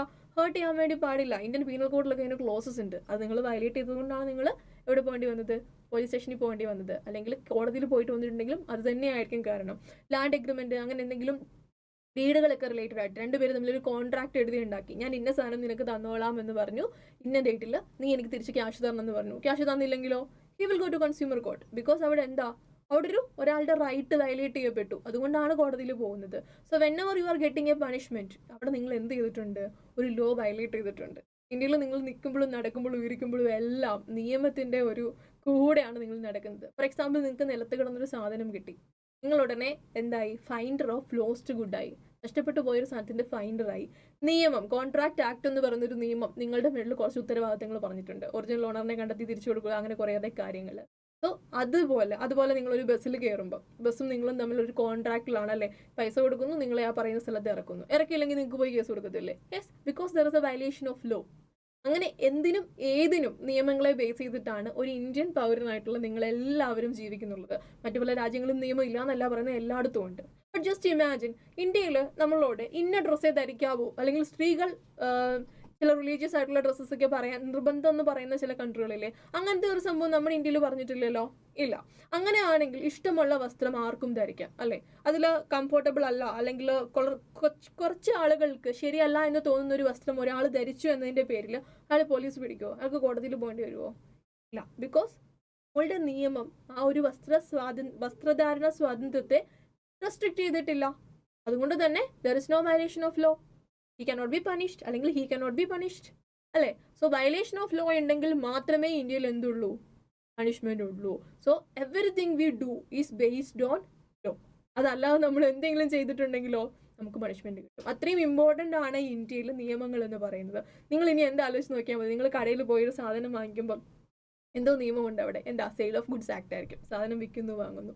നിങ്ങൾ നിങ്ങളുടെ കൂട്ടുകാരനും തമ്മിൽ ഒരു ബുക്ക് അങ്ങോട്ടും ഇങ്ങോട്ടും, ഞാൻ നാളെ ബുക്ക് തരാം, നീ നാളത്തെ എനിക്ക് തിരിച്ചു തരണം എന്ന് പറഞ്ഞാൽ നിങ്ങൾ തമ്മിലൊരു കോൺട്രാക്റ്റ് ഉണ്ട്. കോൺട്രാക്റ്റ് ആക്ട് ആയിരിക്കും. അതുപോലെ നിങ്ങൾ ചുറ്റും കാണുന്ന സ്ഥാപനങ്ങൾ, അതൊരു കമ്പനിയോ പാർട്ട്ണർഷിപ്പോ ഒക്കെ ആയിരിക്കും. ഇവരെല്ലാം റെഗുലേറ്റ് ചെയ്യാൻ നിയമങ്ങൾ ഉണ്ടായിരിക്കും. നിങ്ങളൊരു ബസ്സിൽ കയറി, നിങ്ങൾ ടിക്കറ്റ് എടുത്തു, നിങ്ങൾ അതിന് മുമ്പേ ഇറക്കി വിട്ടു. അങ്ങനെയാണെങ്കിൽ നിങ്ങൾക്ക് ബേസിക് ആയിട്ട് കിട്ടേണ്ട എന്തോ റൈറ്റ് വയലേറ്റ് ചെയ്തിട്ടുണ്ട് അല്ലേ. അല്ലെങ്കിൽ ഇനിയാണെങ്കിലും എന്ത് ചെയ്യണം, ചുമ്മാ തമാശയ്ക്ക് കൂട്ടുകാർ നമ്മൾക്ക് വഴക്കുണ്ടാക്കുമ്പോൾ നീ പോയി കേസ് കൊടുക്കണമെന്ന് പറയത്തില്ലേ, അതിൻ്റെ കൂടെ എന്തും കൂടെ ഒന്ന് ആലോചിച്ച് നോക്കണം. ഓക്കെ, അവന് കേസ് കൊടുക്കണമെങ്കിൽ ഏതോ ഒരു നിയമം അവൻ വയലേറ്റ് ചെയ്തിട്ടുണ്ടാവണം, അല്ലെങ്കിൽ ഞാൻ വയലേറ്റ് ചെയ്തുകൊണ്ടാണോ ഒന്ന് നീ പോയി കേസ് കൊടുക്കാൻ പറയുന്നത്. അങ്ങനെ പറയുമ്പോൾ ഏത് നിയമമാണ് അതെന്ന് ചുമ്മാ ഒന്ന് ചിന്തിച്ച് നോക്കണം. നിങ്ങൾ ചെയ്യുന്ന എല്ലാ കാര്യങ്ങളിലും ഏതെങ്കിലും വിധത്തിൽ, ടാക്സിന്റെ രൂപത്തിലാണെങ്കിലും ഏതെങ്കിലും വിധത്തിൽ ലോസസ് കണക്റ്റഡ് ആയിരിക്കും. So you are living along with losses. അപ്പോൾ ചുമ്മാ അങ്ങനെ ചിന്തിച്ച് നോക്കുക, ഏതൊക്കെ നിയമമാണ് ഞാൻ ചെയ്യുന്ന ഓരോ പ്രവൃത്തിയിലും കണക്റ്റഡ് ആയിട്ടുള്ളത്. ആ പ്രവൃത്തിനെ ലോഫുൾ ആണോ, ലീഗൽ ആണോ, ഇല്ലീഗൽ ആണോ എന്നൊക്കെ പറയുന്ന ഏത് നിയമങ്ങളാണെന്ന് ആലോചിച്ച് നോക്കിയാൽ തന്നെ മിക്കതും കിട്ടും. അല്ലെങ്കിൽ പിന്നെ ഗൂഗിൾ ഉണ്ടല്ലോ, ചുമ്മാ ഒന്ന് സെർച്ച് ചെയ്തൊക്കെ നോക്കാം. അപ്പം ഇന്ത്യയിൽ നിയമങ്ങളുണ്ടെന്ന് നമ്മൾ പറഞ്ഞു, ഒരുപാട് നിയമങ്ങളുണ്ട് അല്ലേ. അപ്പോൾ ഈ നിയമങ്ങൾ ഉണ്ടാക്കുമ്പം ശ്രദ്ധിക്കേണ്ട ഒരു കാര്യം എന്താ, അതായത് വീടിനുള്ളിൽ ഒരു നിയമം ഉണ്ടാക്കിയപ്പോൾ അത് അമ്മയുടെ ഡിസ്ക്രിപ്ഷൻ ആയിരുന്നു അല്ലേ. അമ്മയാണ് അവിടെ തീരുമാനിക്കുന്നത് ഈക്വൽ ആക്കണോ, മൂത്തയാൾക്ക് കൂടുതലാക്കണോ എന്നുള്ളത്. അമ്മ അപ്പോൾ എന്താ, രണ്ടുപേർക്കും ഈക്വൽ ജസ്റ്റിസ് കിട്ടുന്ന രീതിയിൽ ഒരു നിയമം ഉണ്ടാക്കി. അതുപോലെ തന്നെ സ്കൂളിലും രണ്ടുപേരും തമ്മിൽ പ്രശ്നങ്ങൾ ഉണ്ടാവരുത്, എല്ലാവർക്കും ഈക്വൽ ജസ്റ്റിസ് കിട്ടണം, വൾണറബിൾ സെക്ഷൻ താന്നു പോകാൻ പാടില്ല. ഇതൊക്കെ പരിഗണിച്ചിട്ടാണ് പ്രിൻസിപ്പൽ എന്ത് ചെയ്തത്, ഇങ്ങനൊരു നിയമം ഉണ്ടാക്കി വെച്ചത്. മോട്ടോർ വെഹിക്കിൾ ആക്ട് ആണെങ്കിലും ഇതുപോലുള്ള ഒബ്ജക്റ്റീവ്സുകൾ മെറ്റ് ചെയ്യാൻ വേണ്ടിയാണ് അങ്ങനെ ഒരു ആക്ട് മോട്ടോർ വെഹിക്കിൾ ഡിപ്പാർട്ട്മെന്റിന്റെ ഡ്രാഫ്റ്റ് കമ്മിറ്റിക്ക് ചേർന്നവർ ഉണ്ടാക്കി വെച്ചിട്ടുള്ളത്. സോ ഇന്ത്യക്ക് മൊത്തം ആപ്ലിക്കബിൾ ആയിട്ടുള്ളൊരു നിയമം ഉണ്ടാക്കുമ്പോൾ ഏതാണ് ആ നിയമം? Nothing else but our constitution, ഭരണഘടന. ഈ കോൺസ്റ്റിറ്റ്യൂഷൻ ഉണ്ടാക്കുന്ന സമയത്ത് എത്രത്തോളം കെയർഫുൾ ആയിരിക്കണം. ബിക്കോസ് ഈ കോൺസ്റ്റിറ്റ്യൂഷനിലൂടെ ഒരാൾക്കും എല്ലാവർക്കും ഇന്ത്യയിലുള്ള ഇത്രയും കോടി ജനങ്ങൾക്ക് എന്തായിരിക്കണം, ഈക്വൽ ജസ്റ്റിസ് കിട്ടുന്നുണ്ടായിരിക്കണം. ഒരാൾക്ക് ശരിയെന്ന് തോന്നുന്നത് മറ്റേ തെറ്റെന്ന് തോന്നാൻ പാടില്ല. രണ്ടുപേർക്കും ഒരുപോലെ ജസ്റ്റിഫയബിൾ ആയിട്ടുള്ള, രണ്ടുപേർക്കും ഈക്വൽ ജസ്റ്റിസ് പ്രൊവൈഡ് ചെയ്യുന്ന രീതിയിലുള്ള നിയമം വേണം ഉണ്ടാക്കാൻ. സോ അവിടെ വീട്ടിലെ നിയമത്തിൽ അമ്മയുടെ ഡിസ്ക്രിപ്ഷൻ ഉണ്ട്, അമ്മയുടെ ഇഷ്ടമാണ്. സ്കൂളിലെ നിയമത്തിൽ പ്രിൻസിപ്പലിന്റെ ഇഷ്ടമാണ് അല്ലേ. പക്ഷെ അതുപോലെ ഒരു പേഴ്സണൽ ഇഷ്ടം അല്ലെങ്കിൽ ഒരു ഗ്രൂപ്പ് ഓഫ് ആളുകളുടെ ഇഷ്ടം, അതിനെ ഡിപ്പെൻഡ് ചെയ്തായിരിക്കുമോ ഇന്ത്യയിൽ എല്ലാ ജനങ്ങൾക്കും ആപ്ലിക്കബിൾ ആയിട്ടുള്ള ഒരു നിയമം കൊണ്ടുവരുന്നുണ്ടാവുക? ഒരിക്കലും അല്ല അല്ലെ. എല്ലാവർക്കും ഒരുപോലെ അക്സെപ്റ്റബിൾ ആയിട്ടുള്ള നിയമം വേണം കൊണ്ടുവരാൻ വേണ്ടി. അങ്ങനെ ഇന്ത്യയിൽ എല്ലാവർക്കും ആപ്ലിക്കബിൾ ആയിട്ടുള്ള കുഞ്ഞു കുഞ്ഞു കുഞ്ഞു ഒരുപാട് നിയമങ്ങൾ നിങ്ങൾ കണ്ടിട്ടുണ്ടാകും ഓൾറെഡി. ഈ നിയമങ്ങളെല്ലാം ഉണ്ടായിരിക്കുന്നത് നമ്മളുടെ കോൺസ്റ്റിറ്റ്യൂഷനെ ബേസ് ചെയ്താണ്, ഇന്ത്യൻ കോൺസ്റ്റിറ്റ്യൂഷനെ ബേസ് ചെയ്താണ് എല്ലാ നിയമങ്ങളും ഉണ്ടായിട്ടുള്ളത്. ഇനി നമ്മൾ ഈ കോൺസ്റ്റിറ്റ്യൂഷനിലേക്ക് നോക്കുമ്പോൾ അപ്പോൾ നമ്മൾ പറഞ്ഞു ഡിസ്ക്രിഷണറി ആവാൻ പാടില്ല അല്ലെ. ആരുടെയോ ഒന്നോ രണ്ടോ അല്ലെങ്കിൽ ഒരു ഗ്രൂപ്പ് ഓഫ് ആളുകളുടെയോ ഇഷ്ടങ്ങളാവാൻ പാടില്ല ഇന്ത്യയുടെ എല്ലാ ജനങ്ങളുടെയും മുകളിലേക്ക് വരുന്ന നിയമങ്ങൾ. അപ്പോൾ അതിനെന്താ ഉണ്ടാവണം, പ്രോപ്പറായിട്ടൊരു പ്ലാനിങ് ഉണ്ടാവണം. എല്ലാവർക്കും ജസ്റ്റിസ് കിട്ടുന്ന രീതിയിലൊരു നിയമം ഉണ്ടാക്കാൻ പാടല്ലേ. നിങ്ങളൊന്ന് ആലോചിച്ച് നോക്കിയാൽ, നിങ്ങളൊരു ക്ലാസ് ലീഡർ ആണെന്ന് വിചാരിച്ചു. നിങ്ങളുടെ ടീച്ചർ പറയുകയാണ് ക്ലാസ്സിൽ ടൂറ് പോകണം. ടൂർ പോകുമ്പോൾ ചെയ്യാനും dos and don'ts during the tour സമയത്തുള്ള ഡൂസും ഡോൺസും അതൊന്ന് ലിസ്റ്റ് ഔട്ട് ചെയ്തു. നിയമങ്ങൾ തന്നെയാണല്ലേ അവിടെ സൃഷ്ടിക്കപ്പെടുക. ടൂറിന്റെ സമയത്ത് എന്തൊക്കെ നിയമങ്ങൾ കുട്ടികൾ ഫോളോ ചെയ്യണം എന്നൊക്കെ പറഞ്ഞങ്ങ് തുടങ്ങും. അല്ലെങ്കിൽ ബസ് പോകുന്ന സമയം, ബസ് ബുക്ക് ചെയ്യുന്ന സമയം ഇത് തൊട്ടങ്ങ് എഴുതാൻ പറഞ്ഞാലോ, ക്ലാസ്സിൽ 10 പേരുണ്ട്, 50 പേരുണ്ടെങ്കിൽ 50 പേർക്ക് 50 അഭിപ്രായങ്ങളായിരിക്കും. എല്ലാവരെയും സാറ്റിസ്ഫൈ ചെയ്യുന്ന രീതിയിലൊരു നിയമം ഉണ്ടാക്കാൻ ബസ്സിന്റെ സമയം ഫിക്സ് ചെയ്യുന്നത് തൊട്ട് കളറ്, പോകാൻ സമയത്ത് ഇടുന്ന ഡ്രസ് കോഡ്, ഇത് തുടങ്ങിയ എല്ലാത്തിനും കോൺഫ്ലിക്റ്റ് ആയിരിക്കും. ഒരു നിയമം ഉണ്ടാക്കാൻ എന്തേലും കോംപ്ലിക്കേഷൻ ഉണ്ടാകും. അപ്പോൾ ഒന്ന് ഓർത്ത് നോക്കിയേ, ഇന്ത്യയിലെ ഇത്രയും കോടി ജനങ്ങൾക്ക് അക്സെപ്റ്റബിൾ ആയിട്ടുള്ളൊരു നിയമം, എല്ലാവർക്കും ഈക്വൽ ജസ്റ്റിസ് പ്രൊവൈഡ് ചെയ്യുന്ന set of rules and regulations, അത് ഉണ്ടാക്കാൻ എത്ര തല പുകഞ്ഞിട്ടുണ്ടാകും, എത്ര തവണ വെട്ടിത്തിരുത്തി മാറ്റി എഴുതിയിട്ടുണ്ടാകും. അതുപോലൊരു നിയമമാണ് നമുക്കിപ്പോഴുള്ള constitution. So you can see എത്ര സമയം എടുത്തു എന്ന് നോക്കിയാൽ കോൺസ്റ്റിറ്റ്യൂഷൻ ഉണ്ടാക്കാൻ. 2 years 11 months and 18 days. ഇത്രയും സമയമെടുത്താണ് നമ്മുടെ കോൺസ്റ്റിറ്റ്യൂഷൻ ഉണ്ടായിട്ടുള്ളത്. ചില്ലറ കോൺസ്റ്റിറ്റ്യൂഷൻ ഒന്നും അല്ല നമ്മുടെ കോൺസ്റ്റിറ്റ്യൂഷൻ. ലോകത്തിലെ തന്നെ ഏറ്റവും വലിയ കോൺസ്റ്റിറ്റ്യൂഷനാണ് ഇന്ത്യൻ കോൺസ്റ്റിറ്റ്യൂഷൻ. അത് മാത്രമല്ല, നമ്മുടെ നിങ്ങൾ ഒന്ന് വിചാരിച്ചേ, ഒരു റൂൾസ് നിങ്ങൾ ഉണ്ടാക്കി, ടൂർ പോകുന്നതിന് വേണ്ടി ഒരുവിധം എല്ലാവരെയും ഒന്ന് പറഞ്ഞ് സെറ്റാക്കി കുറേ റൂൾസ് എഴുതി വെച്ചെന്ന് വിചാരിച്ചോ. ടൂർ പോകുന്ന സമയം തൊട്ടിട്ട് അതിന് എത്രത്തോളം മാറ്റം വരുത്തും. ആ ക്ലോസ് മാറ്റണം, ഈ ക്ലോസ് മാറ്റണം, ഇറങ്ങുന്ന സമയം മാറ്റണം, ഡ്രസ് കോഡ് മാറ്റണം, അല്ലെങ്കിൽ ഇങ്ങനെ ഒരുപാട് മാറ്റങ്ങൾ ആ റൂൾസിൽ വന്നുകൊണ്ടിരിക്കും. നല്ല രീതിയിൽ പ്ലാൻ ചെയ്തിട്ടാണെങ്കിലോ മാറ്റങ്ങളുടെ എണ്ണം കുറവായിരിക്കും, അല്ലേ? തുടക്കത്തിൽ നല്ല രീതിയിൽ ഡിസ്കസ് ചെയ്ത് എല്ലാവർക്കും അക്സെപ്റ്റബിൾ ആയിട്ടുള്ള റൂൾസ് ആണ് ഉണ്ടാക്കി വെച്ചിരിക്കുന്നതെങ്കിലോ പിന്നീട് മാറ്റങ്ങളുടെ എണ്ണം കുറവായിരിക്കും. അതിനുള്ള ബെസ്റ്റ് എക്സാമ്പിൾ ആണ് നമ്മുടെ കോൺസ്റ്റിറ്റ്യൂഷൻ ഫൈനൽ ഔട്ട് ആവുന്നതിന് മുൻപ്, അതായത് ആദ്യമായിട്ട് കോൺസ്റ്റിറ്റ്യൂഷൻ ആപ്ലിക്കബിൾ ആയത് 1950 അതിന് മുമ്പ് 2000-ഓളം അമെൻമെന്റുകൾ, ചേഞ്ചസ് കോൺസ്റ്റിറ്റ്യൂഷനിൽ വരുത്തിയിട്ടുണ്ട്, അല്ലേ? അപ്പോൾ ഏതെങ്കിലും ഒരു പ്രൊവിഷൻ കൊണ്ടുവരും, അപ്പോൾ കുറേ പേര് ചർച്ച ചെയ്യും, അന്നേരം അതിന് വേറൊരു പ്രശ്നം ഉണ്ടെന്ന് പറയും, അത് പിന്നെ മാറ്റും, അങ്ങനെ മാറ്റി അംബേദ്കർ പോലുള്ള ആളുകളുടെ വളരെ ഇന്റലിജന്റ് ആയിട്ടുള്ള തോട്ട് പ്രോസസ്സിന്റെ ഭാഗമായിട്ട് കുറേ അധികം ചേഞ്ചസിന് ശേഷം കോൺസ്റ്റിറ്റ്യൂഷൻ ഔട്ടായിട്ട് ഇപ്പോൾ എത്ര വർഷമായി, അല്ല? നമ്മൾ 75 ഇയേഴ്സിനൊക്കെ സെലിബ്രേഷനിലേക്ക് നടക്കുകയാണ്. ഇത്രയും വർഷം കൊണ്ട് 100, 105, 106 ആ ഒരു റേഞ്ചിനുള്ള അമെൻമെന്റുകൾ മാത്രമേ നമ്മുടെ കോൺസ്റ്റിറ്റ്യൂഷനിൽ വന്നിട്ടുള്ളൂ. അതായത് കോൺസ്റ്റിറ്റ്യൂഷൻ ഔട്ടായതിനു ശേഷം അത്രയും ചേഞ്ചസ് വന്നിട്ടുള്ളൂ. That means it was A well written constitution. അത്രയും പ്ലാൻഡ് ആണ്, അത്രയും ഡിസ്കഷൻസും അത്രയും സ്ട്രാറ്റജീസും അതിൻ്റെ ഫ്രണ്ടിൽ ബാക്കിൽ എന്ത് ചെയ്തിട്ടുണ്ട്, എക്സിക്യൂട്ട് ചെയ്തിട്ടുണ്ട് കോൺസ്റ്റിറ്റ്യൂഷൻ ഉണ്ടാക്കിയ ആളുകൾ. സോ ഈ ഒരു കോൺസ്റ്റിറ്റ്യൂഷനെ ബേസ് ചെയ്തിട്ടാണ് നമ്മുടെ ഇന്ത്യയിലുള്ള എല്ലാ നിയമങ്ങളും വരുന്നത്. നിങ്ങൾ ഏത് നിയമം പഠിച്ചാലും ആ നിയമം ആ രാജ്യത്ത് ഉണ്ടായതിൻ്റെ കാരണം നമ്മളുടെ ഇന്ത്യൻ കോൺസ്റ്റിറ്റ്യൂഷൻ, അല്ലെങ്കിൽ ഇന്ത്യയിൽ ഉണ്ടായതിൻ്റെ കാരണം ഇന്ത്യൻ കോൺസ്റ്റിറ്റ്യൂഷൻ അത് അനുവദിക്കുന്നത് കൊണ്ടാണ്. അതായത് ഇപ്പം റീസെൻ്റ് ആയിട്ട് വന്നൊരു നിയമം, നിങ്ങൾക്കെല്ലാം പരിചയമുള്ള നിയമമായിരിക്കും, റൈറ്റ് ടു ഇൻഫർമേഷൻ, വിവരാവകാശ നിയമം, അല്ലെ? 2005 വന്നതാണ്. അതിലെന്താ പറയുന്നത്? ഇന്ത്യയിലെ പബ്ലിക് ഓഫീസുകളിൽ നടക്കുന്ന അഫയേഴ്സ് അത് എന്ത് തന്നെ ആണെങ്കിലും അത് അറിയാനുള്ള അവകാശം 100% അല്ല, അറിയണമെന്ന് ഗവൺമെന്റിന് തോന്നുന്ന എല്ലാ കാര്യങ്ങളും പബ്ലിക്കിന് എന്ത് ചെയ്യാം, അറിയാനുള്ള അവകാശം ഉണ്ടായിരിക്കും എന്ന് പറഞ്ഞ് റൈറ്റ് ടു ഇൻഫർമേഷൻ ആക്ട് വന്നില്ലേ? ആ ഒരു വിവരാവകാശ നിയമപ്രകാരം നിങ്ങൾക്ക് നിങ്ങളുടെ ആൻസർ ഷീറ്റുകളൊക്കെ എടുക്കാൻ പറ്റുന്നുണ്ട് വളരെ ഒരു ചെറിയ കോസ്റ്റിൽ. അതുപോലെ തന്നെ നിങ്ങൾ ഗവൺമെന്റിന് എന്തെങ്കിലും ഒരു ആപ്ലിക്കേഷൻ കൊടുത്തു കഴിഞ്ഞാൽ പണ്ട് പറയും അത് അടുത്ത ഓഫീസിൽ പോയി എന്ന് പറഞ്ഞിരിക്കും. ഇപ്പം അങ്ങനെയാണോ? ഇല്ല. നിങ്ങൾക്ക് ആപ്ലിക്കേഷൻ ID വെച്ച് ലോഗിൻ ചെയ്ത് കഴിഞ്ഞാൽ നിങ്ങൾക്ക് ഓൺലൈനായിട്ട് തന്നെ നിങ്ങളുടെ ആപ്ലിക്കേഷൻ്റെ സ്റ്റേജസ്, അത് എവിടെയാണ് സ്റ്റക്ക് ആയിട്ടിരിക്കുന്നത്, എത്ര ദിവസമായിട്ട് ആ ഓഫീസിലുണ്ട്, ഈ വക കാര്യങ്ങളെല്ലാം അറിയാൻ പറ്റും. ഇതൊക്കെ ശരിക്കും എന്തിൻ്റെ ഔട്ട്പുട്ടാണ്? ഈ പറയുന്ന റൈറ്റ് ടു ഇൻഫർമേഷൻ ആക്ടിൻ്റെ ഔട്ട്പുട്ടാണ്. സോ എങ്ങനെയാണ് ഈ റൈറ്റ് ടു ഇൻഫർമേഷൻ ആക്ട് നിലവിൽ വന്നത്?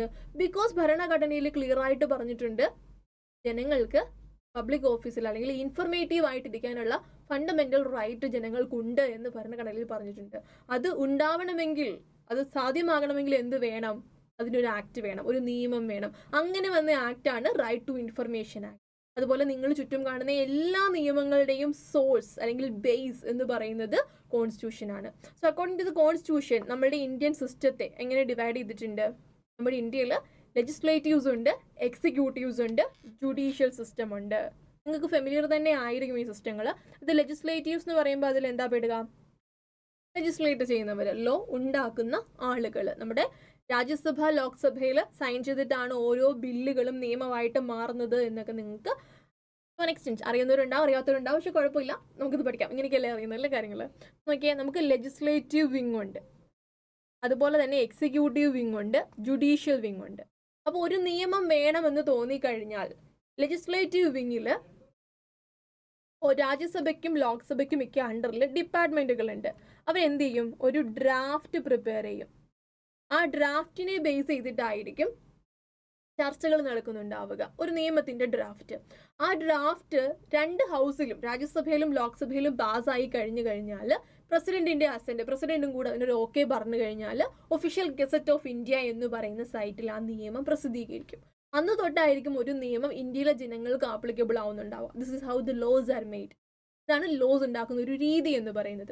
ഇങ്ങനൊരു ലോ ഉണ്ടാക്കി വെച്ചതുകൊണ്ട് മാത്രം ഇന്ത്യയിലുള്ള എല്ലാവർക്കും ആ നിയമം ആപ്ലിക്കബിൾ ആകുമോ? ഇല്ല, അത് നടപ്പിലാക്കണം, അല്ലേ? നമുക്കറിയാം മോട്ടോർ വെഹിക്കിൾ ആക്ട് എന്ന് പറഞ്ഞൊരു ആക്ട് ഉണ്ടായിട്ട് കാര്യമില്ല, അല്ലെ?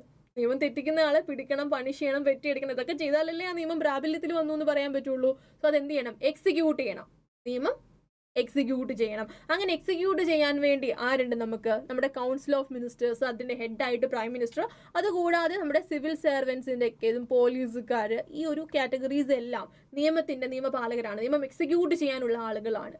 അവർ വഴിയായിരിക്കും ഒരു നിയമം എക്സിക്യൂട്ട് ചെയ്യുന്നുണ്ടാവുക. ഇനി ഈ എക്സിക്യൂട്ട് ചെയ്യുന്ന നിയമത്തിനുള്ളിൽ ആളുകൾ തമ്മിൽ കോൺഫ്ലിക്റ്റുകളും ഇന്റർപ്രിട്ടേഷനും പിന്നെയും പ്രശ്നങ്ങൾ ഉണ്ടെങ്കിൽ ഓരോ നിയമവും മനസ്സിലാക്കുന്നത് 2 രീതിയിലാണെങ്കിൽ ഇതിനൊക്കെ സൊല്യൂഷൻസ് ആര് കൊടുക്കും? ജുഡീഷ്യൽ സിസ്റ്റം കൊടുക്കും. നമുക്കറിയാം, നമുക്കൊരു സുപ്രീം കോർട്ട് ഉണ്ട്, അതിൻ്റെ താഴെ ഹൈക്കോർട്ട് ഉണ്ട്, അതിൻ്റെ താഴെ ഡിസ്ട്രിക്ട് കോർട്ടുകൾ, സബോർഡിനേറ്റ് കോർട്സുകൾ വേറെ ഒരുപാടുണ്ട്. ഈ ഒരു ഹൈറാർക്കിയിലാണ് നമ്മുടെ കോർട്ട് സിസ്റ്റം വർക്ക് ചെയ്യുന്നത്. സോ ഈ 3 വിങ് ആയിരിക്കും ഇന്ത്യയിൽ നിയമ നിർമ്മാണവും നിയമ എക്സിക്യൂഷനും അതുപോലെ തന്നെ അതിലെ കോൺഫ്ലിക്ട് പ്രശ്നങ്ങൾ ഒഴിവാക്കലും ഒക്കെ ചെയ്യുന്നുണ്ടാവുക എന്ന് കോൺസ്റ്റിറ്റ്യൂഷൻ പറഞ്ഞു വെച്ചു. ഈ കോൺസ്റ്റിറ്റ്യൂഷനെ ബേസ് ചെയ്താണ് നമ്മൾ ഇപ്പോഴത്തെ രീതിയിൽ വർക്ക് ചെയ്യുന്നുണ്ടാവുക. ഇനി ഹൗ ദേ ആർ മെയ്ഡ് എന്നുള്ള കാര്യത്തിൽ നമ്മൾ ചെറിയൊരു ബ്രീഫ് എടുത്തു അല്ലെ, എങ്ങനെയാണ് ഒരു ലോ ഉണ്ടാക്കുന്നത് എന്നുള്ളത്. സോ ഒരു കംസ് ഇൻ ടു ഫോഴ്സ് എന്ന് പറയുമ്പോഴത്തേക്ക് ഇപ്പോൾ നമ്മൾ ഈ പറഞ്ഞ കാര്യങ്ങൾ തന്നെ അവിടെ എഴുതിയിട്ടുള്ളത്. ആദ്യം ഒരു ഡ്രാഫ്റ്റ് പ്രിപ്പയർ ആകും, പിന്നെ ലോക്സഭ രാജ്യസഭ ഡിസ്കഷൻ നടത്തും, പ്രസിഡന്റിന്റെ സൈൻ കിട്ടും, പിന്നെ അത് ഒഫീഷ്യൽ ഗസറ്റിൽ വരും. ഇനി നമുക്ക് മനസ്സിലാക്കേണ്ട ഒരു കാര്യം എന്ന് പറഞ്ഞത് ആക്ട്, റൂള്, ബേസിക് ആയിട്ടുള്ള കാര്യമാണ്. അതായത് നിങ്ങളെ സബ്ജക്റ്റ് ആയിട്ട് നിങ്ങൾ ഒരു ലോ എടുത്ത് പഠിക്കും, നിങ്ങൾ അതിനകത്ത് ആക്ട് കാണും, റൂള് കാണും, ഇടയ്ക്ക് ലോസ് എന്ന് പറയുന്നുണ്ടാകും. അപ്പോൾ ഈ ലോസ്, റൂൾസ്, ആക്ട്, റെഗുലേഷൻസ് ഇതെല്ലാം ഒന്ന് തന്നെയാണ്. ഇതൊക്കെ തമ്മിൽ എന്താ വ്യത്യാസം തോന്നും. അത് ഏത് പ്രൊഫഷണൽ കോഴ്സ് ആണ് നിങ്ങൾ ചൂസ് ചെയ്യുന്നതെങ്കിലും തോന്നും. സോ അതിലൊരു ക്ലാരിറ്റിയും കൂടെ നമുക്ക് എന്ത് ചെയ്യാം, ഈ ബേസിക്സിൻ്റെ കൂടെ തന്നെ ക്ലിയർ ആക്കി പോകാം. അതായത് ഒരു ആക്ട് എന്ന് പറഞ്ഞാൽ ബെയർ ആക്ട് ആണ്. അതായത് രാജ്യസഭ ലോക്സഭയിലൊക്കെ പാസ്സായിട്ട് ഡ്രാഫ്റ്റ് പ്രിപ്പയർ ചെയ്ത് ഞാൻ വരും എന്ന് പറഞ്ഞില്ല. ഇപ്പോൾ കുറേ കാര്യങ്ങൾ എഴുതിയിട്ടുണ്ടാകും. ഇപ്പോൾ ഒരു കമ്പനീസ് ആക്ട് എടുക്കുന്നെങ്കിൽ ഓരോ കമ്പനി എന്ത് ചെയ്യണം, എന്ത് ചെയ്യാൻ പാടില്ല, എങ്ങനെ മീറ്റിംഗ് വിളിക്കണം, എങ്ങനെ ഓഡിറ്ററിനെ അപ്പോയിന്റ് ചെയ്യണം, അങ്ങനെ കുറേ അധികം കാര്യങ്ങൾ ആക്ടിൽ എഴുതി വെച്ചിട്ടുണ്ടായിരിക്കും. മോട്ടോർ വെഹിക്കിൾ ആക്ട് ആണെങ്കിൽ റോഡിൽ എന്തൊക്കെ ചെയ്യാൻ പാടുണ്ട്, എന്തൊക്കെ ചെയ്യാൻ പാടില്ല, നമ്മളിപ്പോൾ കണ്ടില്ലേ, അതുപോലെ കുറേ അധികം കാര്യങ്ങൾ എഴുതി വെച്ചിട്ടുണ്ടാകും. അതാണ് ആക്ട്, അതൊരു ബെയർ ആക്ട് ആണ്. ഇനി ഈ ആക്ട് ഉണ്ടാക്കുന്നത് ഡ്രാഫ്റ്റ് കമ്മിറ്റിയാണ് എന്നൊക്കെ നമ്മൾ പറഞ്ഞു. ഓർത്ത് നോക്കിയേ, ഇങ്ങനെ ഒരു ആക്ടിന്റെ ഉള്ളിൽ മൈന്യൂട്ട് ആയിട്ടുള്ള സബ് ലോസസ് ഉണ്ടാവാൻ ചാൻസ് ഉണ്ടോ? അതായത് മോട്ടോർ വെഹിക്കിൾ ആക്ടിൽ റൈറ്റ് സൈഡിൽ കൂടെ ഓവർടേക്ക് ചെയ്യാനേ പാടുള്ളൂ, ലെഫ്റ്റ് സൈഡിൽ കൂടെ പോകാൻ പാടില്ല എന്ന് എഴുതി വെച്ചിട്ടുണ്ടാവുള്ളൂ. അങ്ങനെ ലെഫ്റ്റ് സൈഡിൽ കൂടെ പോയി കഴിഞ്ഞാൽ എന്താണ് പണിഷ്മെന്റ് കൊടുക്കുക, എത്ര രൂപ പണിഷ്മെന്റ് കിട്ടും, അല്ലെങ്കിൽ അതിന്റെ കോൺസിക്വൻസസ് എന്തായിരിക്കും, ആരാണ് ഈ ഫൈൻ കളക്ട് ചെയ്യുന്നത്, ഈ കളക്ട് ചെയ്യുന്ന ഫൈൻ എങ്ങോട്ട് പോകണം, ഈ അങ്ങനെയൊക്കെ കുറേ അധികം അതോറിറ്റീസ് ആരൊക്കെയാണ്, ഏത് ഡിപ്പാർട്ട്മെന്റ് വേണം ഇത് കൈകാര്യം ചെയ്യാൻ, ഇങ്ങനെയുള്ള കുഞ്ഞു കാര്യങ്ങളൊക്കെ ഒരു പെയർ ആക്ടിനുള്ളിൽ എഴുതി വെക്കാൻ പറ്റുമോ? ഇല്ല. ആക്ട് എന്ന് പറയുന്നത് ഒരു 1, 2, 3 ഇട്ട് സെക്ഷൻ നമ്പേഴ്സ് ഇട്ട് എഴുതി വരുന്നൊരു ബെയർ ആക്ട് ആണെന്ന് വിചാരിച്ചാൽ മതി. എന്താണെന്നൊക്കെ നമുക്ക് ഡീറ്റെയിൽ ആയിട്ട് കാണാം. നോക്കിയാൽ അതിനുള്ളിൽ എഴുതി വെക്കാൻ പറ്റുമോ? ഇല്ല. സോ ഡീറ്റെയിൽ, ഭയങ്കര ഡീറ്റെയിൽ ആയിട്ട് പോകും അല്ലേ. അപ്പോൾ അത് ഉണ്ടാവാൻ വേണ്ടി അത് ഉണ്ടാവില്ല. പകരം അത് എവിടെയാകും ഉണ്ടാവുക? ഓരോ നിയമത്തിലെ ഓരോ പ്രൊവിഷൻസും എക്സിക്യൂട്ട് ചെയ്യണമെന്നുണ്ടെങ്കിൽ അതിന് ഇതുപോലുള്ള റൂൾസുകൾ വരും. സബ് ലോസ് അല്ലെങ്കിൽ ബൈലോസസ് എന്നൊക്കെ വേണമെങ്കിൽ നമുക്ക് വിളിക്കാം. അപ്പോൾ റൂൾസിലായിരിക്കും ഡീറ്റെയിൽ ആയിട്ട് ഇതുപോലുള്ള മൈന്യൂട്ട് ആയിട്ടുള്ള കാര്യങ്ങൾ പറയുന്നുണ്ടാവുക. സോ ലോ ഉണ്ടാക്കുന്നത് പാർലമെന്റിൽ ലോക്സഭ രാജ്യസഭ ആണെന്നുണ്ടെങ്കിൽ ഈ റൂൾസ് ഉണ്ടാക്കുന്നത് ആരായിരിക്കും? ഇത് എക്സിക്യൂട്ട് ചെയ്യുന്നത് അവരായിരിക്കും. അതായത് കൗൺസിൽ ഓഫ് മിനിസ്റ്റേഴ്സ് പോലുള്ള എക്സിക്യൂട്ട് ചെയ്യുന്ന ആളുകൾ, പ്രൈം മിനിസ്റ്ററിൻ്റെ അണ്ടറിൽ വരുന്ന ആളുകളായിരിക്കും എന്ത് ചെയ്യുന്നുണ്ടാവുക? ഈ പറയുന്ന ലോസസിലെ റൂൾസുകൾ മേക്ക് ചെയ്യുന്നുണ്ടാവുക. അപ്പം നിയമത്തിൽ പറഞ്ഞിരിക്കുന്നത് എന്ത് ചെയ്യണമെന്നാണെങ്കിൽ അത് എങ്ങനെ ചെയ്യണം എന്ന് തീരുമാനിക്കുന്നത് എക്സിക്യൂട്ടീവ്സ് ആണ്. ഇനി ഇത് ചെയ്യുന്നതിനകത്ത് എന്തെങ്കിലും പ്രശ്നം ഉണ്ടെങ്കിൽ അത് റിസോൾവ് ചെയ്യുന്നത് ജുഡീഷ്യറിയുമായിരിക്കും. സോ ആക്ട് ഉണ്ട്, റൂൾസ് ഉണ്ട്. ഇനി അപ്പം ലോ എന്ന് പറയുന്നത് എന്താണ് ശരിക്കും അവിടെ നിങ്ങൾ ഉദ്ദേശിക്കുന്നത്?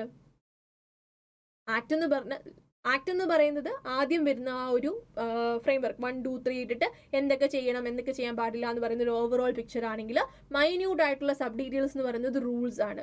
ഇതിൽ എന്തെങ്കിലും പ്രശ്നം ഉണ്ടെങ്കിൽ കോടതി അതിനൊരു സൊല്യൂഷൻ കൊടുക്കും. അതിനെ നമ്മൾ എന്ത് വിളിക്കും? കേസ് ലോസ് എന്ന് വിളിക്കും. അതായത് ഏതെങ്കിലും ഒരു പ്രശ്നം, രണ്ടുപേര് തമ്മിൽ കോൺഫ്ലിക്റ്റ് ഉണ്ട്, റൂൾസും ആക്റ്റും ഒന്നും വായിച്ച് നോക്കിയിട്ട് അതിനൊരു സൊല്യൂഷൻ ആവുന്നില്ല, they will go to court. Court അതിനെ എന്ത് ചെയ്യും? ഇന്റർപ്രിറ്റ് ചെയ്തിട്ട് പറയും, ഓക്കെ ഇതാണ് ശരി, ഇതാണ് തെറ്റ്, ഇന്നയാൾക്ക് പണിഷ്മെന്റ്, ഇന്നയാൾക്ക് കോമ്പൻസേഷൻ എന്ന് പറയില്ലേ. അപ്പോൾ അത് എന്തായിട്ട് മാറും? Case law. നമുക്കറിയാം, ഇപ്പോൾ ഒരു പ്രശ്നം വന്നു കഴിഞ്ഞാൽ പണ്ട് കോടതി എടുത്ത ജഡ്ജ്മെന്റുകളൊക്കെ നമ്മൾ റെഫർ ചെയ്യാറുണ്ട്. അപ്പോൾ നമ്മൾ കേസ് ലോസ് ആണ് റെഫർ ചെയ്യുന്നത്. അപ്പോൾ അതും എന്താ? അത് ഒരു നിയമമായിട്ട് മാറുകയാണ്. അപ്പോൾ ഇനിയിപ്പോൾ അങ്ങോട്ട് എല്ലാവരും ആ ഒരു കോടതിയുടെ വിധിയും കൂടെ പാലിക്കണം. കോടതി വിധിയാണ്, അത് എന്താ ഫോളോ ചെയ്തേ പറ്റുള്ളൂ എന്നൊക്കെ കേട്ടിട്ടില്ലേ? ഈ ടെമ്പിൾ എൻട്രിയുടെ കാര്യമൊക്കെ പറഞ്ഞപ്പോഴൊക്കെ നമ്മളത് കേട്ടിട്ടുണ്ട്. അപ്പോൾ കോടതി വിധിയും എന്താ? നിയമം തന്നെയാണ്. സോ നിയമം എന്ന് പറയുന്നത് ഈ പാസ്സായ ഒഫീഷ്യൽ ഗസറ്റിൽ വരുന്ന ഒരു ആക്ട് മാത്രമാണോ? അല്ല. ലോ എന്ന് നമ്മൾ വിളിക്കുന്നത് ഈ ആക്ടിനെയും ഈ റൂൾസിനെയും കോടതിയുടെ ജഡ്ജ്മെന്റ് ആയിട്ടുള്ള കേസ് ലോസിനെയും അതുകൂടാതെ എക്സിക്യൂട്ടീവ്സ് ഇറക്കുന്ന സർക്കുലേഴ്സ്, നോട്ടിഫിക്കേഷൻസ്, ഇതിനെ എല്ലാത്തിനെയും കൂടെ ചേർന്നിട്ടാണ് നമ്മൾ നിയമം എന്ന് വിളിക്കുന്നത്. ആക്ട് മാത്രമല്ല നമ്മൾ ഫോളോ ചെയ്യേണ്ടത്, ഇതുപോലുള്ള കേസ് ലോസ്, റൂൾസ് ഇതെല്ലാം എന്ത് ചെയ്യണം? നമ്മൾ ഫോളോ ചെയ്യുക തന്നെ വേണം. ഇനി ടുവേഴ്സ് ദ എൻഡ് ആണ് നമ്മൾ വരുന്നത്. നമ്മൾ ഇതുവരെ എന്തൊക്കെ കാര്യങ്ങളാണ് ഡിസ്കസ് ചെയ്തത്? എന്താണ്, ഏത് രീതിയിലാണ് ഒരു ലോ വരുന്നത്, എന്തുകൊണ്ടാണ് ഒരു ലോ റെലവെന്റ് ആവുന്നത് എന്നൊക്കെ നമ്മൾ കണ്ടു അല്ലേ. ഇനിയിപ്പോൾ ഒന്ന് ഓർത്ത് നോക്കിയേ, നമ്മൾ തുടക്കത്തിൽ കണ്ടൊരു ചാർട്ടില്ലേ, വൈ ലോസ് ആർ ഇമ്പോർട്ടൻറ്റ് എന്ന് പറഞ്ഞ് നമ്മൾ കണ്ടൊരു 4 പോയിന്റ്സ്.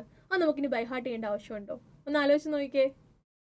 ഇല്ലല്ലേ? ഇന്റർപ്രിട്ടേഷൻ ഡിഫറെൻ്റ് ആവാതിരിക്കാൻ, കോൺഫ്ലിക്റ്റുകൾ ഒഴിവാക്കാൻ വേണ്ടി, എല്ലാവർക്കും ഈക്വൽ ജസ്റ്റിസ് കിട്ടാൻ, വൾണറബിൾ സെക്ഷനെ താന്നു പോകാതിരിക്കാൻ, ഈ ഒരു പർപ്പസിന് വേണ്ടിയാണ് ലോസസ് ഉണ്ടാവുന്നത്.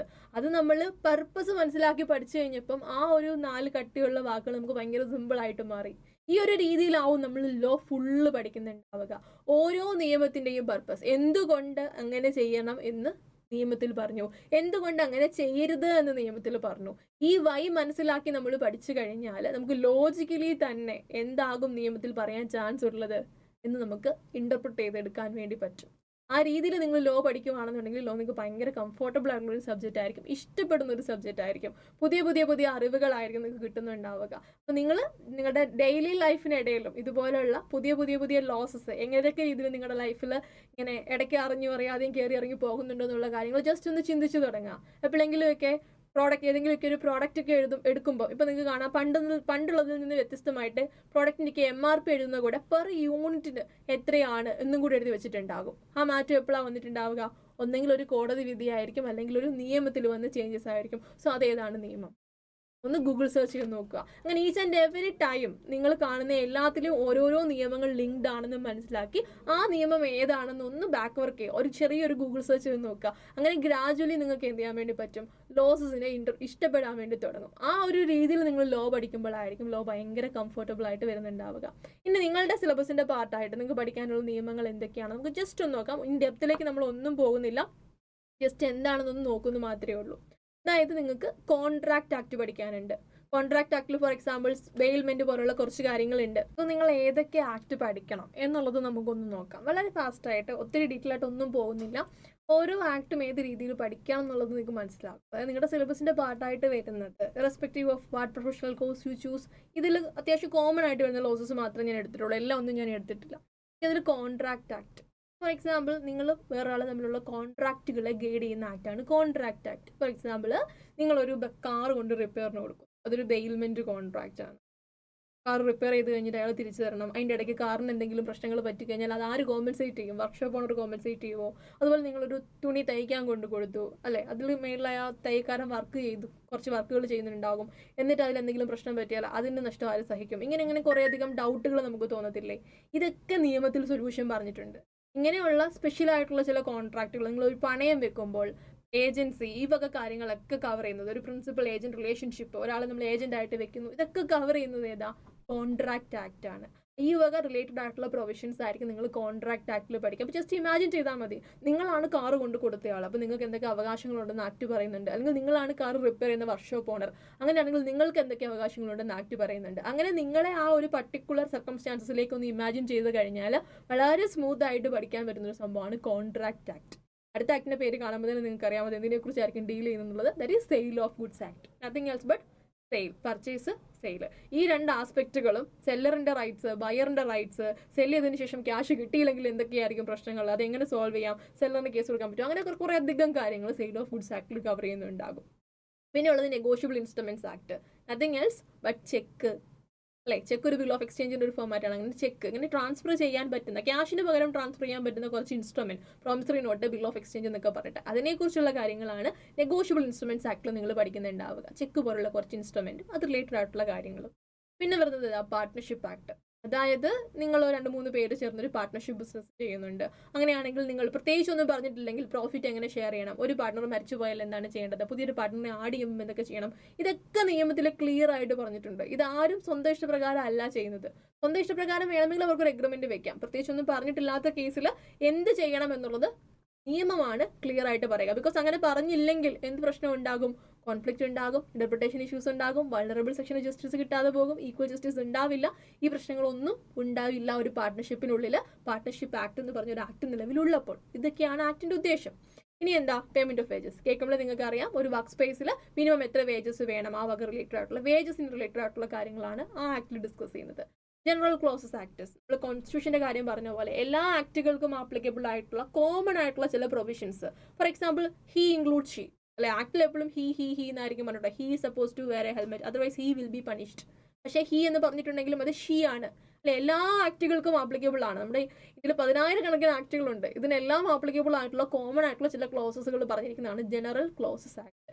അതുപോലെ തന്നെ കമ്പനീസ് ആക്ട് നിങ്ങൾ പഠിക്കുമ്പോൾ നിങ്ങളുടെ ഫേവറേറ്റ് ആവാൻ പോകുന്ന സംഭവം കമ്പനീസ് ആക്ട് ആയിരിക്കും. വളരെ ഇൻട്രസ്റ്റിംഗ് ആയിട്ട് കമ്പനീസ് ഫോം ചെയ്യുന്നത്, ഒരു കമ്പനി ഫോം ചെയ്യാനുള്ള റിക്വയർമെൻറ്റ്സ്, കമ്പനിക്കുള്ളിൽ എങ്ങനെ ബോർഡ് മീറ്റിങ്ങുകൾ നടത്തണം, കമ്പനിയിൽ എങ്ങനെ മാനേജ്മെൻറ്റിൻ്റെ അപ്പോയിൻമെൻറ്റ്, കമ്പനിയിൽ എങ്ങനെ ഓഡിറ്ററിനെ അപ്പോയിൻറ്റ് ചെയ്യണം, ഇങ്ങനെ തുടങ്ങി കമ്പനിക്കുള്ളിലെ അഫയേഴ്സ് വളരെ ഇൻട്രസ്റ്റിംഗ് ആയിട്ട് പഠിക്കാൻ പറ്റുന്ന വക്താണ് കമ്പനീസ് ആക്ട്.